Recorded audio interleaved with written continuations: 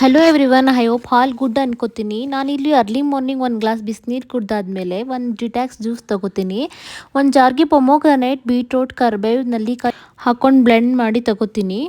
ಬೇಕಾದರೆ ಇದ್ರ ಜೊತೆಗೆ ಹನಿನ ಆ್ಯಡ್ ಮಾಡ್ಕೊಬೋದು. ನಾನಿಲ್ಲಿ ಇವತ್ತಿನ ತಿಂಡಿಗೆ ಮಶ್ರೂಮ್ ಪಲಾವ್ ಮಾಡ್ಕೊಂಡಿದ್ದೆ. ಇವತ್ತು ಹಸ್ಬೆಂಡ್ ಫ್ರೀ ಇದ್ದಿದ್ದರಿಂದ ನಾನು ಮತ್ತು ಹಸ್ಬೆಂಡ್ ಇವತ್ತು ಮಕ್ಕಳ ಜೊತೆ ಟೈಮ್ ಸ್ಪೆಂಡ್ ಮಾಡೋಣ ಅಂತ ಪ್ಲ್ಯಾನ್ ಮಾಡಿದ್ವಿ. ಹಾಗೆ ಹೋಗ್ತಾ ರುಷಾಂಗ್ ಸ್ಕೂಲಲ್ಲಿ ಬುಕ್ಸ್ ರಿಸೀವ್ ಮಾಡ್ಕೋಬೇಕಿತ್ತು. ಬುಕ್ಸ್ ರಿಸೀವ್ ಮಾಡಿ ಹಾಗೆ ಇವತ್ತು ನಾನು ನಿಮ್ಮ ಜೊತೆ ಒಂದು ಹೆಲ್ತ್ ಟಿಪ್ನ ಶೇರ್ ಮಾಡ್ಕೊತಾ ಇದ್ದೀನಿ. ತುಂಬ ಜನ ಅಸಿಡಿಟಿ ಪ್ರಾಬ್ಲಮಿಂದ ಬಳಲ್ತಾ ಇರ್ತಾರೆ. ಅವರಿಗಾಗಿ ಒಂದು ಟಿಪ್ನ ಶೇರ್ ಮಾಡ್ತಾ ಇದ್ದೀನಿ. ಸ್ನಾನ ಮಾಡುವ ಮೊದಲು ಒಂದು ಬಟ್ಟೆಯಿಂದ ಹೊಟ್ಟೆ ಭಾಗವನ್ನು ಉಜ್ಜಬೇಕು. ಹಾಗೆ ಮಡ್ ಪ್ಯಾಕ್ನ ಡೈಲಿ ಹಾಕೋದ್ರಿಂದ ಅಸಿಡಿಟಿನ ಕಂಟ್ರೋಲ್ ತೊಗೋಬೋದು ಅಂತಲೇ ಹೇಳ್ಬೋದು.